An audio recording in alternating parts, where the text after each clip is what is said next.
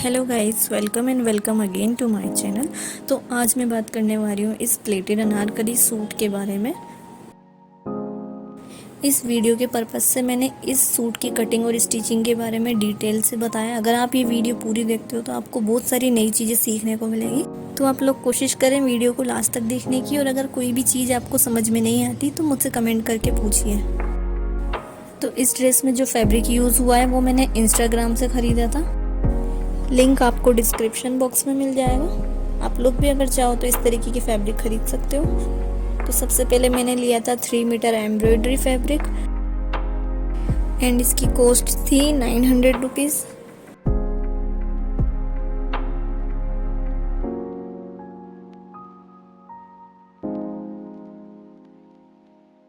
And यहाँ पे मैंने लिया है अस्तर के लिए 3 metre crepe fabric.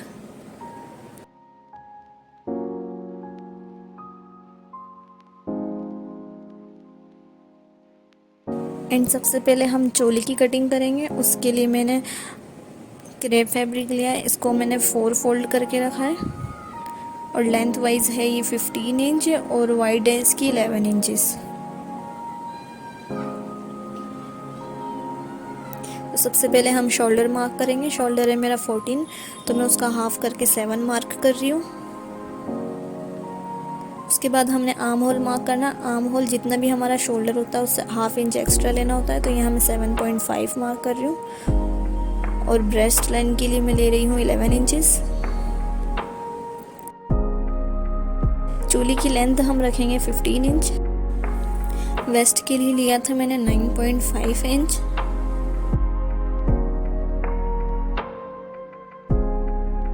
Arm hole पे हमें 2 निशान लगा रहे हैं। एक हमने लगाया 1 इंच पे और दूसरा लगाया हमने 2 इंच पर। दोनों ही निशानों को हमने गोलाई में मार्क कर देना है। एक निशान अंदर वाला होगा हमारे फ्रंट पार्ट का और आगे वाला होगा बैक पार्ट का। हम नेक के लिए मार्किंग करेंगे, जिसके लिए हमने नेक की चौड़ाई ली 3 इंच और लंबाई में लूँगी कुछ 5.5 इंच।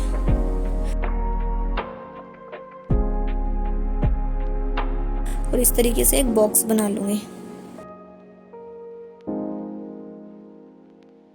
एंड इसको हमें राउंड शेप में मार्क कर देना है। उसके बाद हमने बैक नेक के लिए लेना है 4 इंच और इसका भी एक बॉक्स बना लेना और इसको भी राउंड शेप में मार्क कर देना है।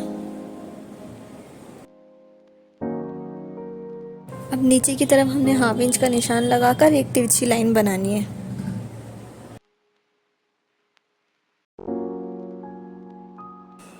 तो अब हमने कटिंग करनी है। तो सबसे पहले हम बैक नेक और बैक आर्म होल की कटिंग करेंगे।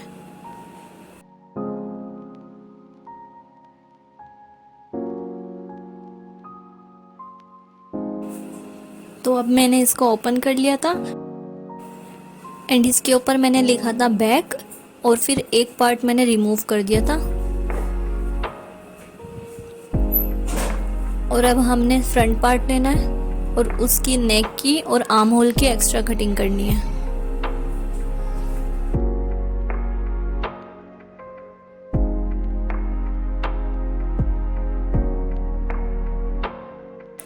तो यहाँ पे हमारे फ्रंट पार्ट की भी कटिंग हो गई। अब हमने मेन फैब्रिक लेना है, उसके ऊपर दोनों पार्ट को रख देना है, बैक एंड फ्रंट पार्ट को, और इसकी भी कटिंग कर लेनी है।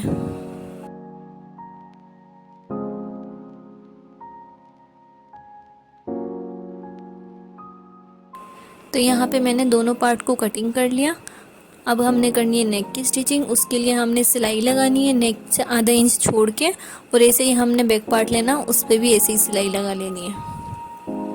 तो यहाँ पे हमारी नेक की सिलाई हो गई। अब हमें कैंची लेके इस पे छोटे छोटे कट लगा देना है। फिर अस्तर को दूसरी तरफ पलटना है और इस तरीके से एक सिलाई और लगा देनी है। ये सिलाई हमें कंधों पे भी लगानी है और चोली के चारों तरफ लगानी है। और इसी तरीके से हमने बैक पार्ट पे भी कर लेना है। सबसे पहले हमने कट लगाना है, फिर फैब्रिक को पलट लेना है और फिर इसकी भी चारों तरफ इसी तरीके से स्टिचिंग लगा लेनी है। अब हमने फ्रंट पार्ट को बैक पार्ट के ऊपर रखना है और शोल्डर स्टिच कर लेना है।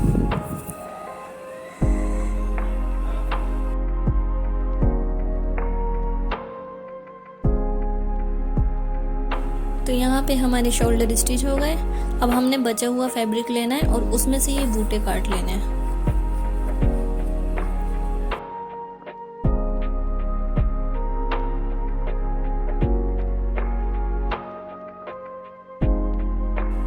तो इस डिज़ाइन में से मैंने लीव्स काट के अलग कर दी थी और फ्लावर्स अलग कर लिए थे। जो जो मुझे लीव्स लगी मैंने उसको काट के अलग कर ली और फ्लावर मैंने अलग कर लिया था।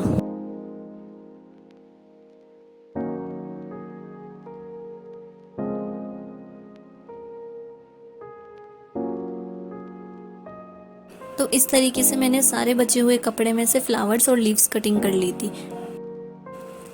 अब चोली पे मुझे जहाँ भी खाली जगह दिख रही थी मैंने वहाँ पे फ्लावर्स लगाना स्टार्ट किए। खाली जगह बहुत ही भद्दी सी लग रही थी तो मैंने सोचा इसको और थोड़ा डिज़ाइनिंग किया जाए। वहाँ पे मैंने फ्लावर्स रखने स्टार्ट किए डिज़ाइन के अकॉर्डिंग। अब हमने ये पत्ती ली है, इसको भी हम इस बेल के साथ लगा रहे हैं। इस तरीके से मुझे जो जो चीज़ जहाँ जहाँ ठीक लगी मैंने उसको वहाँ वहाँ लगा दिया।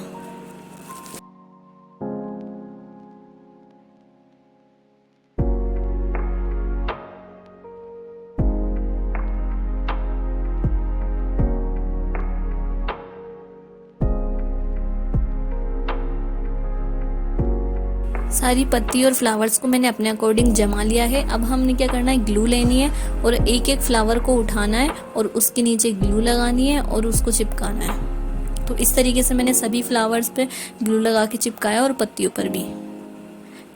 तो इसको मैंने एक दिन के लिए सुखा दिया था और उसके बाद ये हमारा रेडी हो गया डिज़ाइन। अब हमने करनी है स्लीव्स की कटिंग। उसके लिए लिया था मैंने 4 फोल्ड नेट और इसके ऊपर मैं रखूँगी अस्तर। ये भी मैंने 4 फोल्ड लिया था एंड इसकी मेज़रमेंट थी कुछ 19 इंचज़ की लेंथ थी और 10 इंच ही वाइड था।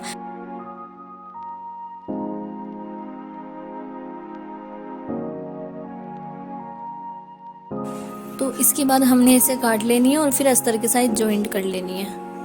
तो यहाँ पे हमने चोली के साथ रखना है इसे और स्टिच कर लेना है। फिर उसके बाद फिटिंग की स्टिच लगा लेनी है। ऐसे ही हमने दूसरी तरफ भी स्लीव्स लगा लेनी है और उसके बाद फिटिंग की स्टिच लगा लेनी है। तो यहाँ पे हमारी स्टिच लग चुकी फिटिंग की और स्लीव्स भी लग चुकी। तो ये हमारा टॉप पार्ट रेडी हो गया। अब हमने इसे साइड में रख देना है और अब हमने करनी है घेरे की कटिंग। उसके लिए सबसे पहले हम लेंगे अस्तर का फैब्रिक। यहाँ पे मैंने 3 मीटर कपड़ा लिया और उसको लेंथ वाइज डबल फोल्ड कर लिया। तो ये हमारा डबल फोल्ड कपड़ा है। अब हमने क्या करना है, इसका कोना पकड़ना है और इसको एक फोल्ड और कर लेना। तो ये फोल्ड करने के बाद कुछ इस तरीके से आ जाएगा, ये ट्रायंगल शेप में आएगा। उसके बाद हमने जो बचा हुआ कपड़ा है उसको इसके ऊपर रख देना है। 1 इंच ही ऊपर चढ़ाते हुए रखना है हमें कपड़े के ऊपर, क्योंकि यहाँ पे आएगा जॉइंट। इस तरीके से हमने इसके ऊपर रख लेना है। तो अब मैंने करी थी सबसे पहले वेस्ट की मार्किंग। उसके लिए मैंने चोली की जो वेस्ट थी उसको इस डबल फोल्ड करके इसके ऊपर इस तरीके से रखा और 2 निशान लगा लिए दोनों तरफ। उसके बाद मैंने इंची टेप से ऊपर से लेके इस निशान तक नापा। 11.5 इंच आ रहा था। इस तरीके से मैं इंची टेप को घुमाती गई और 11.5 इंच पे निशान लगाती गई। तो इस तरीके से मैंने गोलाई में निशान लगा लिया। अब हमने लगानी है इसकी लेंथ का निशान। तो घेरे की लेंथ हम कुछ इस तरीके से लेते हैं। जो भी हमारी टोटल लेंथ होती है उसमें से हमने चोली की लेंथ माइनस करनी होती है। फिर उसके बाद जो भी बचता है उसके अंदर हमें 1 इंची प्लस करना है। तो यहाँ पे मेरी टोटल लेंथ थी 45। उसके अंदर से मैंने 14 इंच चोली को माइनस करा तो बचा 31। मैंने उसके अंदर 1 इंची प्लस करा और 32 इंच पे निशान लगाया।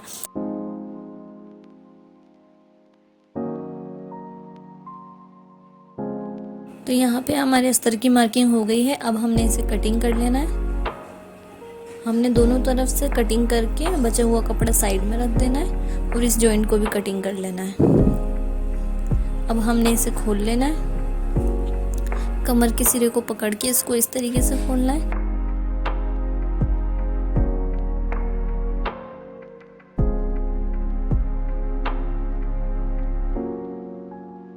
तो उसके बाद हमने दोनों जॉइंट लेना है और इस तरीके से रखना है। सबसे पहले हमने एक जॉइंट स्टिच करना है, फिर उसके बाद दूसरा जॉइंट को रखना है घेरे के ऊपर और उसको भी स्टिच कर लेना है।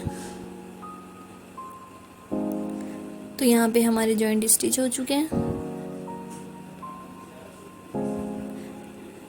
अब हमने साइड में सिलाई लगानी है सबसे पहले। उसके बाद हमने दूसरी साइड पे भी सिलाई लगानी है और उसके बाद हमने घेरे को डबल फोल्ड करना है और एक स्टिच लगा लेनी है।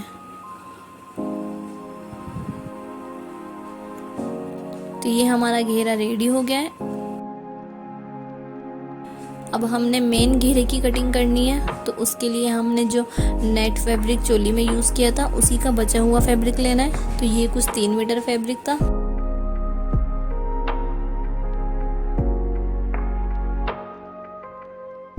तो यहाँ पे ना सबसे पहले हम लेंथ की मार्किंग करते हैं। उसके लिए जितनी भी हमारी अस्तर की लेंथ होती है उससे हमने 2 इंच एक्स्ट्रा ही लेना होता है। यहाँ पे मैंने गलती से 30 इंच ले लिया था और फिर उसकी वजह से मुझे बाद में अस्तर को काट के छोटा करना पड़ा।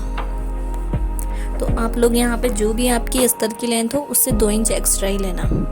तो यहाँ पे मैं इसको स्ट्रेट मार्क कर रही हूँ और उसके बाद इसको कटिंग कर लूँगी।